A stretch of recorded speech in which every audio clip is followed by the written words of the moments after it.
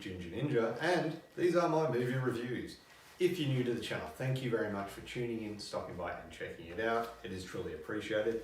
And to my returning viewers, thank you very much for coming back for another month. And this one is something special. Now, I'm a fan of these types of movies, and it's April, so I thought, what goes well with April? And I thought, apocalypse.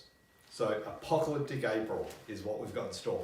I'm going to be looking at films that have a end of the world style, end of civilization effect to them.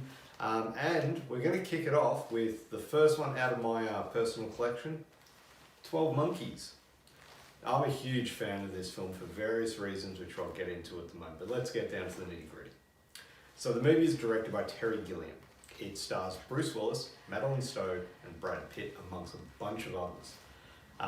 Now the film involves Bruce Willis's character James Cole, who is sent back in time to discover the source of a viral outbreak which decimates humankind, forcing him to live underground.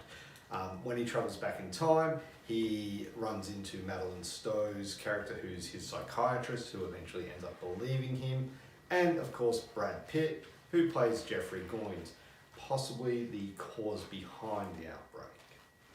Now, that's the plot, and I may discuss some spoilers ahead, so if you haven't seen it, you've been warned.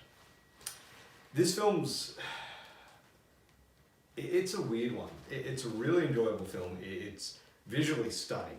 Terry Gilliam, and I'll touch on this a little bit under the directing part of the discussion, but Terry Gilliam has a really unique style, and it shows throughout this.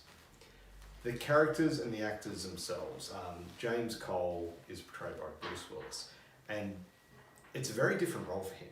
It really does show how underappreciated an actor he is. He's not an action hero in this. He's not John McClane or anything like that. He's not the last Boy Scout. He's nothing like that. He's not even his character from Moonlighting. He's just he's a criminal, essentially, and he's given the option to go back in time for a pardon. Okay? And it does give him a whole range to choose from. Like, he goes from angry and aggressive to scared. Yeah. Like I said, very underrated. It's the same with Brad Pitt in this film. This really allowed him the chance to show what he was actually capable of as an actor. An interesting side note, Terry Gilliam was concerned about how Brad Pitt would get the tics and fast talking of his character down pat, so tried different roles, but in the end, took away his cigarettes, and he nailed it. I mentioned the directing. Terry Gilliam has a very unique visual style, and the way he captures certain scenes in this, in particular in the future, it's very dirty with the way the inmates live and the design of the scientists. It's very almost steampunk with gears and the sort of like a very industrial look to it.